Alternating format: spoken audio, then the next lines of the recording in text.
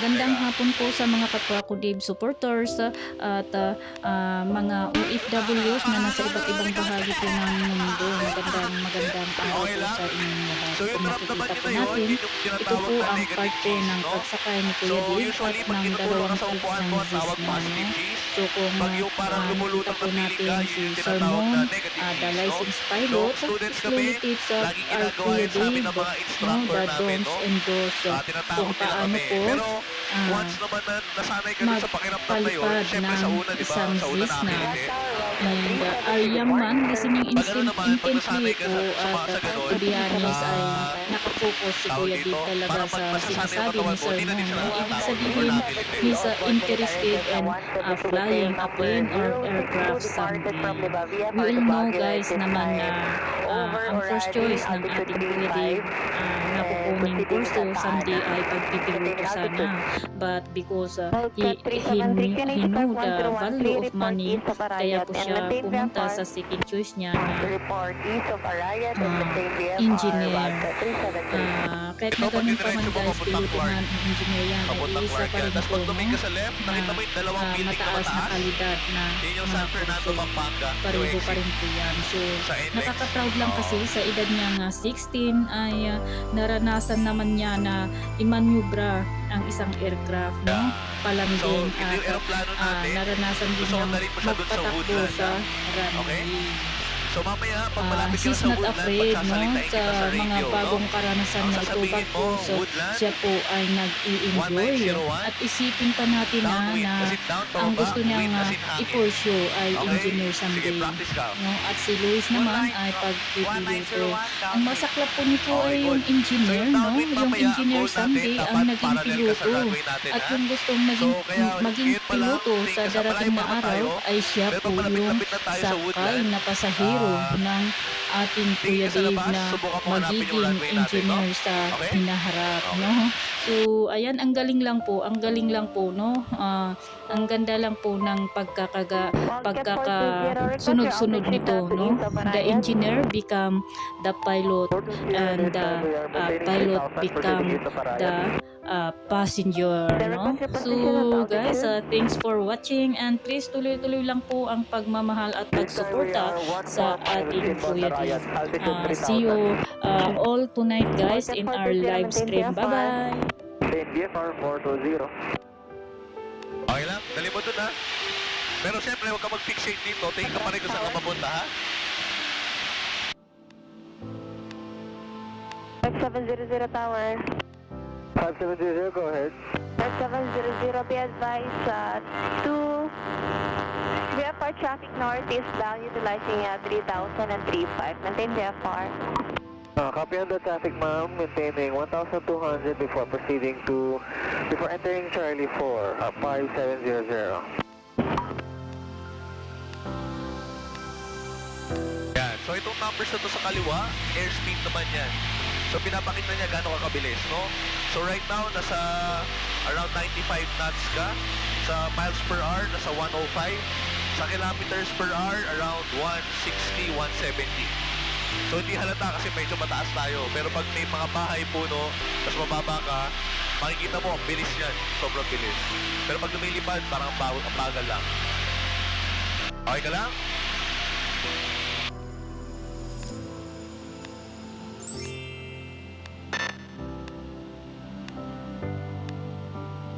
Woodland traffic 1901, 2 miles south of Arayan, maintaining 700.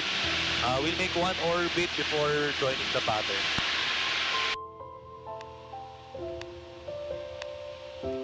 Okay ka lang? So hanapin mo yung red na bubong na may black na circle, ha? Red na bubong na may black na circle.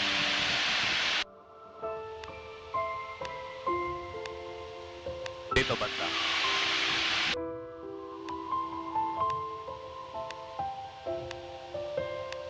Oh, nakita mo?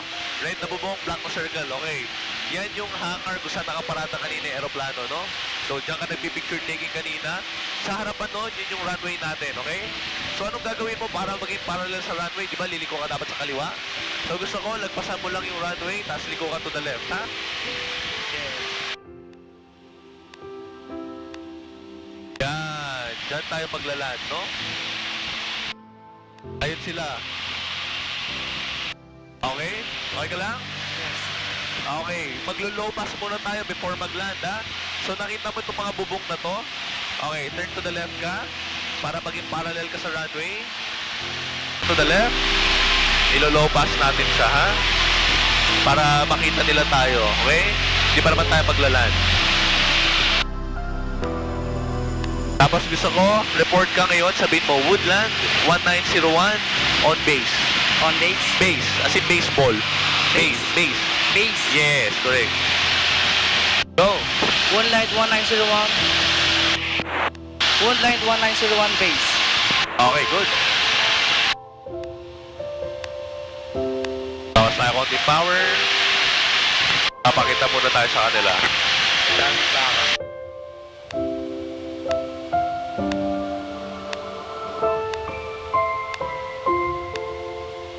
Ayan, ito yung runway natin. Dito tayo maglaland mamaya, ha? O, relax na yung kamay.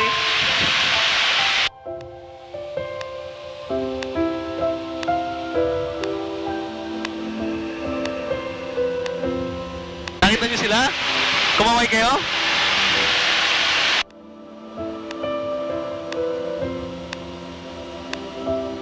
Okay lang? Nahihilo ba? Wala? Wala?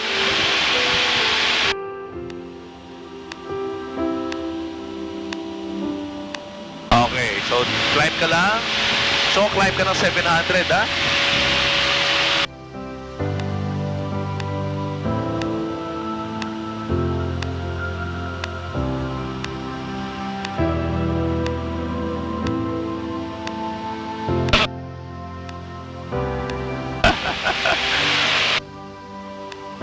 Turn.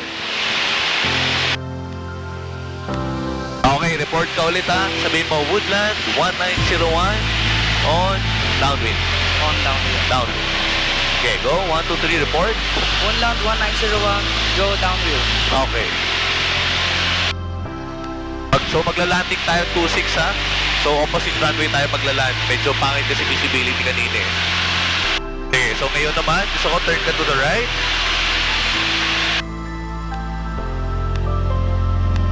Walang traffic, 1901, switching runways, making 180 on downwind. We'll use 26 for landing.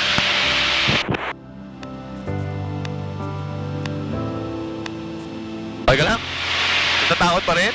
Hindi naman. Tumaas na may confidence, no? Good.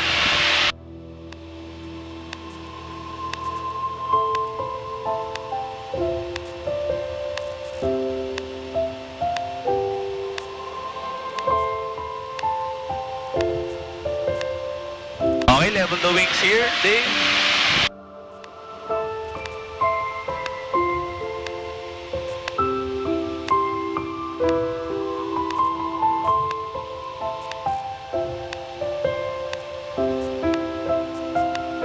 O, lipan mo muna, ha? Mag-selfie muna tayo. Lalagay ko sa mga video namin. Okay, smile. 1, 2. Okay, kanan, kanan.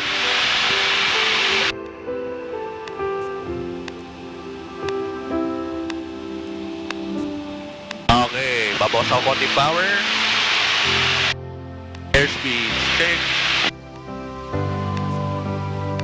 Okay, level ko yung pakpak dito. So from here, my controls muna, ha? So relax lang yung kamay mo. Nakita mo ba yung runway? Hindi. Nasa harapan natin, kulay green. Kaso lahat ng paligid natin green, di ba? So, yun lang ang mahirap dito sa runway natin. Pagbaguhan, mahirap talaga hanapin yung runway, no? Pero don't worry, kita ko naman siya. Paano ko na nakikita? Wala, through experience na lang, no? Alam ko yung dapat kong tignan. May mga reference points na ako. Pag feeling ko mataas tayo, babawasan ko ng konting power. Nasarap naman mo para siyang nagdi-descend. Yan. Tapos pag sa tingin ko naman masyadong mababa, dadagdagan ko ng konting power para naman magano siya, ma-maintain yung altitude, no? So lahat yun, pinabalance ko gamit yung throttle, yung yoke, and also yung pedals. Ito pala yung run. Yan yung runway, very good. Yan, tuloy lang. Tapos pag malapit na, babawasan ko pa ng power.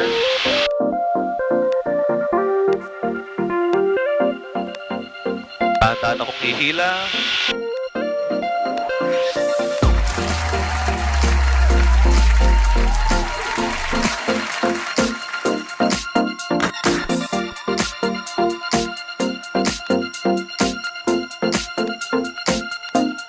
Okay, gusto ko ikaw mag-park ng plane ha. Sige, put both feet sa pedals. Okay, hard left. Okay, good.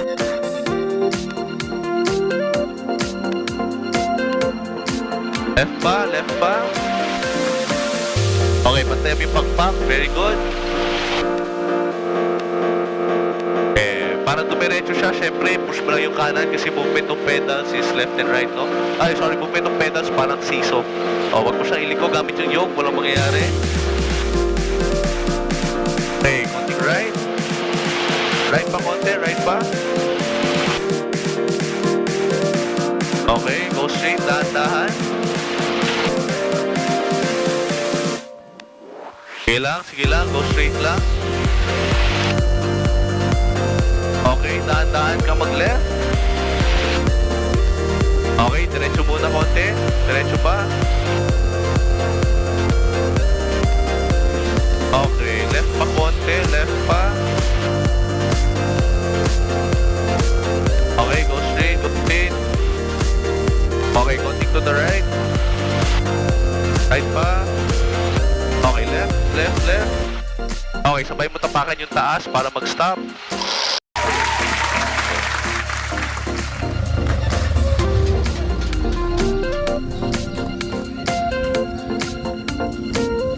Pwede po dito, Kuya Luis.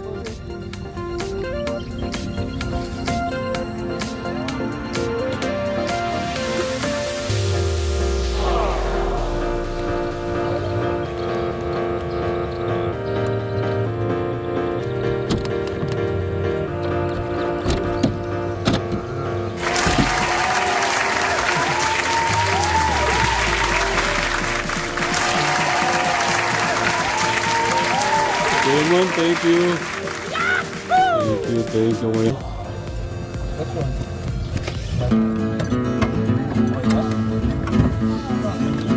Kumusta? Ano po? Anong okay? Masaya? Okay, tara, punta na tayo doon. Upa? Kuya Mon, thank you. Yes, po. Kuya Luis, ay, sorry. Tell us your experience. Masaya po. Parang ano, nag-drive lang po kayo. Nagdadrive ng Sakyo po. seryoso? Okay. Sige.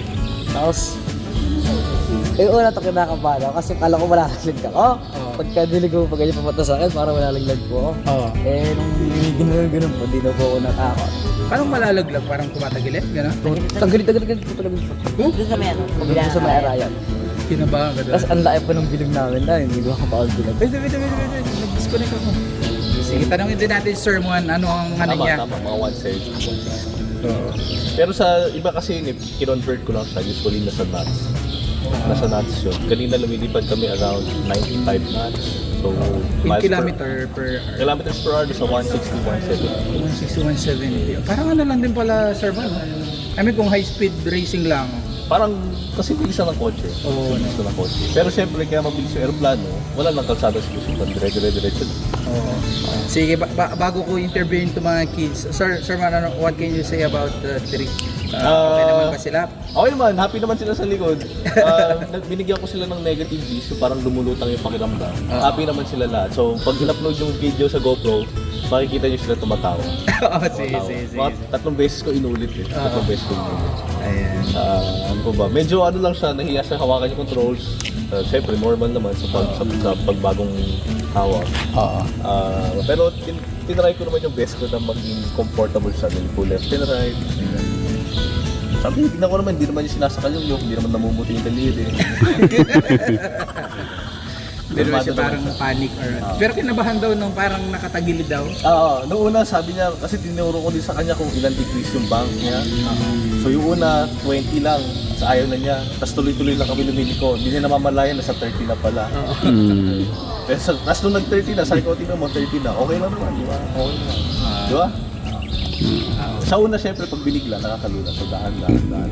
Kasi first experience lang. Kumusta si Kuya Mont nyo bilang piloto? Oo, sige. Galing. Magaling.